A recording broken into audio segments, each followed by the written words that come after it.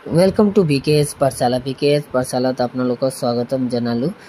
जेनेके आपनालोके देखा पाइ আছে document verification checklist दिया আছে आपनालोকৰ সম্মুখত এতিয়া এটো ডকুমেন্টছত आपनालोকে কি লগা হয় आपनालोকক প্ৰথমতে এওঁলোকে এমপ্লয়মেন্ট এক্সচেঞ্জৰ সাৰ্টিফিকেট বিচাৰে যেহেতু आपनालोকে ৰিসেন্টলি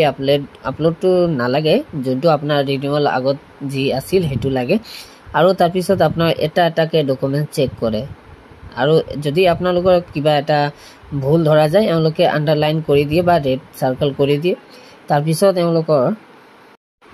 পিছত তেওঁলোকৰ এবিলাক এনওসি যাৰ চাকৰি কৰে এনওসি বিচাৰে আৰু যিবিলাক চাকৰি নকৰে এনওসি নালাগে আৰু আপোনালোকৰ যিবিলাক ডকুমেন্টছ আপলোড কৰিছিল হেখিনি এওঁলোকে ৰাখে ওচৰত আৰু ওচৰত ৰাখি এওঁলোকে সব চেক কৰে আপোনাৰ ডকুমেন্টছ কিনি যদি এটাও মিস্টেক থাকে তেওঁলোকে আন্ডাৰলাইন কৰি দিয়ে আপোনালোকক খুদে যেতিয়া আপোনালোকক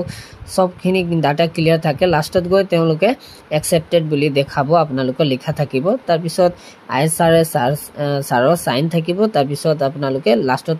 সাইন লয় এই সাইন দিয়া পিছত আপোনালোকে হেতু এটা কাগজ দি দিয়ে প্ৰুফ হিচাপে যে আপোনাৰ ভেৰিফিকেশন হৈছে হেখিনি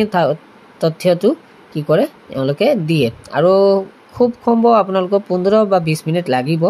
যাৰ যেহেতু কিবা প্ৰবলেম হলে আৰু যাৰ প্ৰবলেম নাই হয়তো সোনকালে হয় ধন্যবাদ।